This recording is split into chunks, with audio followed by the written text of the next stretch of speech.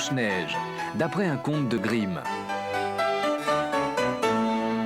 Il était une fois une reine qui se piqua le doigt et voyant une perle de sang sur la neige blanche, elle songea qu'elle aimerait avoir une petite fille avec des lèvres aussi rouges que le sang, la peau aussi blanche que la neige, les cheveux et les yeux aussi noirs que l'ébène. Ce qu'elle avait souhaité si fort se réalisa. La petite fille fut appelée Blanche-Neige. Mais peu de temps après, la gentille reine mourut et le roi se remaria avec une femme très belle, extrêmement vaniteuse, qui à tout moment se tournait vers son miroir magique et lui demandait « Miroir, gentil miroir, dis-moi qui est la plus belle ?» Le miroir, qui ne pouvait mentir, invariablement lui répondait qu'elle était la plus belle d'entre toutes. Ceci jusqu'au jour où il lui répondit que certes elle était très belle, mais que Blanche-Neige était bien plus belle encore. Une jalousie, une haine féroce envahit la reine. Elle ordonna à un chasseur de tuer Blanche-Neige et de lui rapporter son cœur. Le chasseur, qui avait reçu les ordres, entraîna l'enfant dans les bois. Mais là, ému par son innocence et sa beauté, son bras se figea dans l'air. Il n'eut pas la force de la tuer. Il lui dit de s'enfuir très loin, de courir sans jamais s'arrêter. Il tua alors un chevreuil et en rapporta le cœur à la reine. Celle-ci, ne se doutant de rien, le mangea en croyant que c'était celui de Blanche-Neige.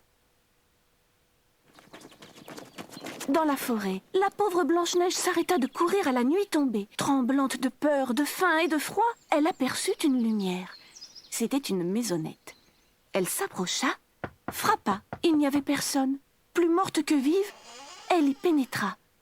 À l'intérieur, tout était minuscule, propre et rangé. Il y avait 7 petites chaises, sur la table 7 petits couverts et 7 petits gobelets. Elle but dans chacun. Il y avait 7 petites assiettes remplies de nourriture et elle goûta de chacune. 7 tranches de pain. Elle mangea un peu de chaque. Il y avait enfin 7 petits lits au drap blanc et elle s'endormit dans le dernier. Les 7 nains qui habitaient la maisonnette rentrèrent à la nuit tombée. Quelle ne fut pas leur surprise quand ils virent que quelqu'un avait mangé leur soupe, bu dans leur gobelet et que ce quelqu'un dormait dans leur lit. Mais ils ne réveillèrent pas Blanche-Neige. Le lendemain, elle leur raconta ses mésaventures. Ils lui demandèrent de rester et de les aider à faire la cuisine et le ménage. Ainsi, elle serait à l'abri de la méchante reine. Ils explosèrent de joie quand elle accepta. Avant de partir au travail, le lendemain matin, ils lui recommandèrent de surtout n'ouvrir la porte à personne. La méchante reine, qui était aussi une sorcière, questionna de nouveau son miroir. Elle fut très surprise d'entendre celui-ci lui dire que si elle était belle, Blanche-Neige, qui habitait chez les 7 nains, était 1000 fois plus belle encore. Elle décida cette fois d'agir elle-même. Elle mit du poison dans une belle pomme rouge et, déguisée en marchande, s'approcha de la maison des 7 nains. Blanche-Neige, sans se méfier, porta à la bouche le beau fruit rouge que lui tendait la fausse marchande. À peine avait-elle avalé la première bouchée qu'elle tomba raide, comme morte. La sorcière s'enfuit en riant.